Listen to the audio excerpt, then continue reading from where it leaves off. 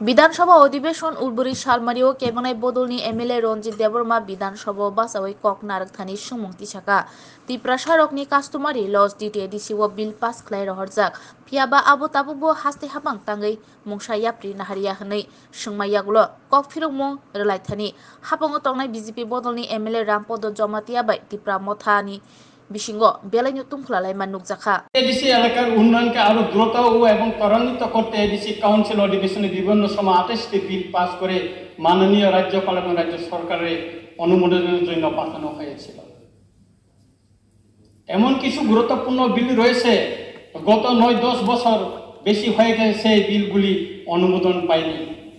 বিষয়টি মাননীয় রাজ্যপাল তার ভাষণে একটি কথা উল্লেখ করেননি, বরং তিনি কৌশলে এড়িয়ে গেছেন যদি সবকা সাথ সবকা বিকাশ এবং বিশ্বাস হলে কেন 9-10 বছর বিলগুলি ফেলে রাখা হয়েছে তা এডিসি এলাকার জনগণের প্রশ্ন।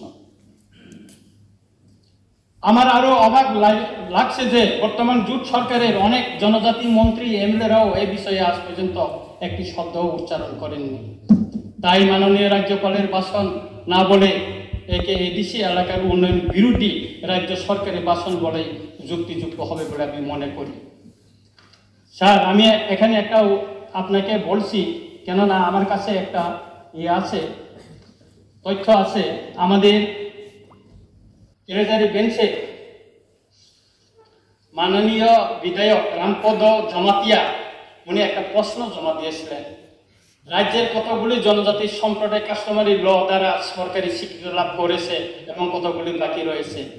উত্তর, রাজ্যে বর্তমান জমাতিয়া সম্প্রদায় কাস্টমারি ল আইনি স্বীকৃতি লাভ করেছে এবং এখন পর্যন্ত 16টি সম্প্রদায় কাস্টমারি ল আইনি স্বীকৃতি পাওয়া বাকি রয়েছে, যেমন ত্রিপুরা, রিয়াং, গোসাই, চাকমা, কলই, উচই, রাংখল, চুরাই, গারু, ত্রিপুরি, কাইপেন, মলসম, নোয়াতিয়া, রুপিনি, মগ, মোরাসি।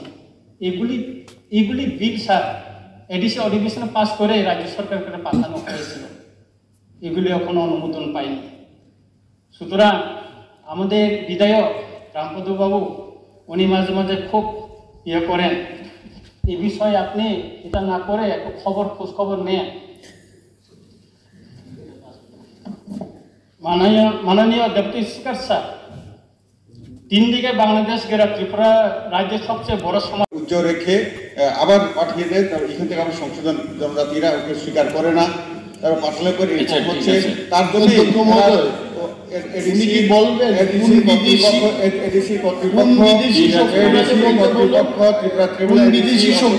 কারণে এই যে কাশ্মীর লটা হচ্ছে না, তার জন্য ওনাদেরকে আমি অনুরোধ করবো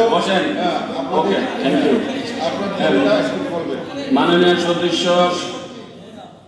সদস্য সুদীপ রায় বর্মন নীতিমন্ত্রী